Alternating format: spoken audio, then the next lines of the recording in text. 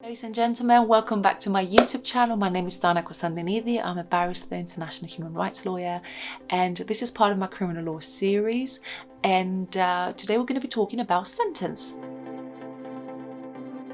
Now, sentence, it could happen a number of different ways. It could be done on your first appearance. So there is a video about it, but it's the day that you appear at the court yourself and you tell your defense counsel, or if you're a pupil, or if you just watch this because you're curious about the criminal justice system, you just say that, I'm so sorry, I've done it. I had once a case that domestic violence, the father, he came to court and he said to me, I've done it, I'm wrong, I'm prepared to pay for it. And we just spoke about plea mitigation and about his sentence, and that's about it. Now, if you come to court and you say, I did not do it, and the prosecution needs to prove to the court that you or the person that's been charged committed the offence beyond reasonable doubt, there's going to be a trial. And actually, we've done a video about trial, which I'm going to leave a link for you to watch it. Now, for whatever reason, you've been either found guilty of trial or you decided that you want to plead guilty to the offence, there's going to be a sentence. Now, depending on when you pleaded guilty and how you pleaded guilty,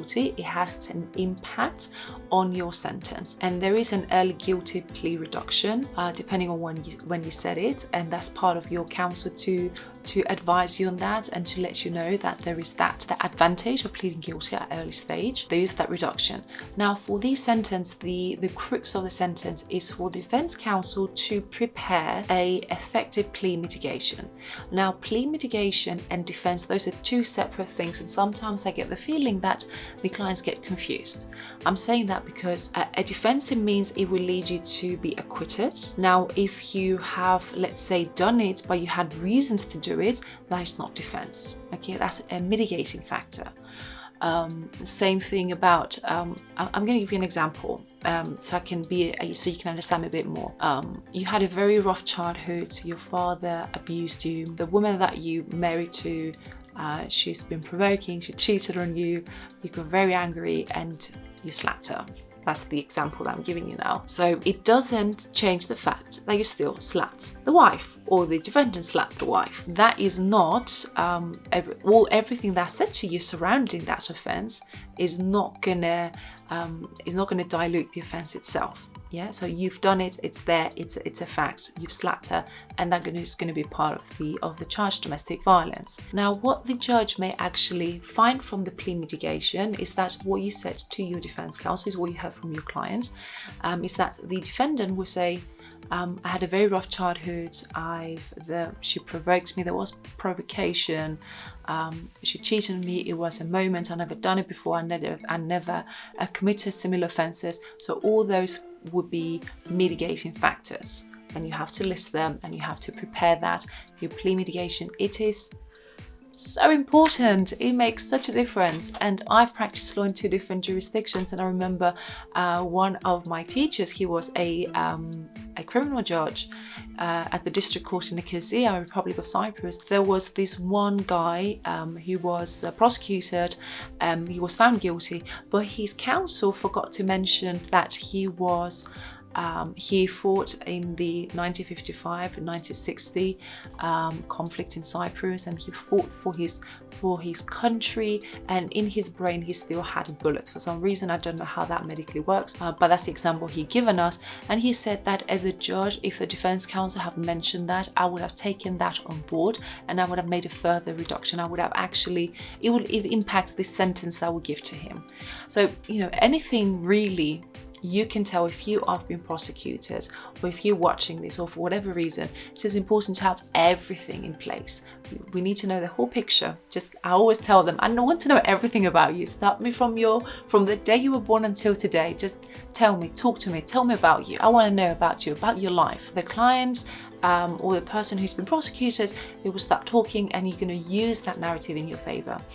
I'm going to give you one more example. I had a client, he was from Lithuania, and he obstructed the work of a police officer and assaulted them.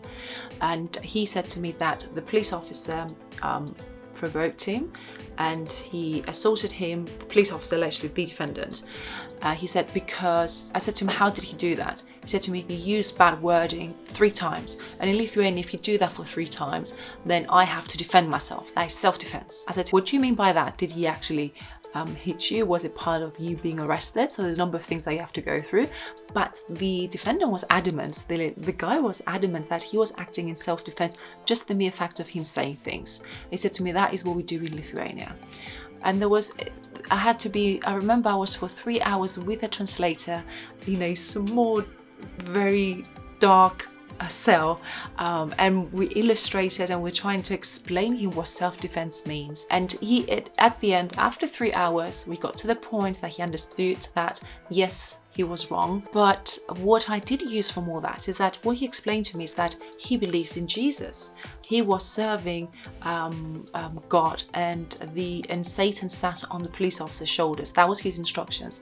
So I used all that in my plea mitigations, and the magistrates took everything on board. I even had the times that he was going and preaching for God, and they were able to tailor their community order. That they've actually given a community order that part of it was only a rehabilitation order, alcohol treatment, and they've taken everything on board. So you are there on behalf of the defendant, and you're speaking on their behalf. It's very easy to dismiss as counsels, to dismiss any information that we believe they are irrelevant, but they're not.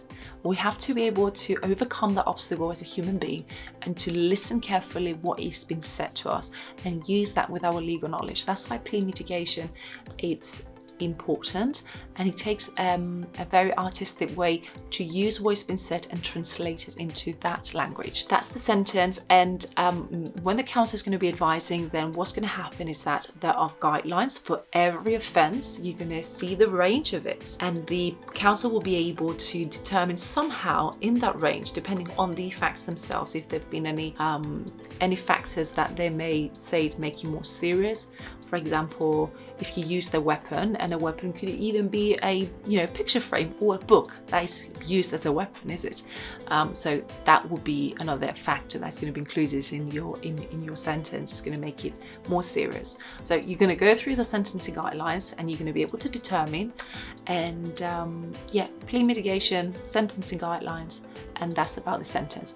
If you're going to go to prison, then it will be straight away. And sometimes it happened to me that clients committed several times domestic violence. We agreed with the prosecutor, even with probation, that with community order, everyone was on board, but the judge just decided that that's not going to be the case.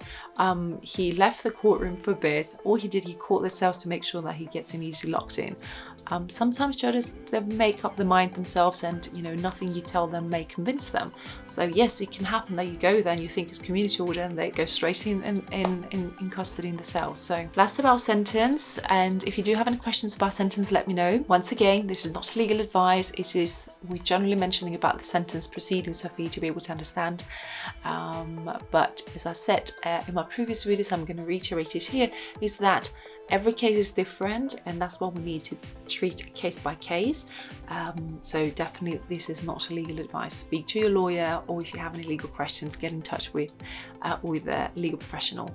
Have a wonderful day, whatever you do, and I will leave my contact details down below if you do have a case that you wish to discuss. And I wish you all the best. Bye bye.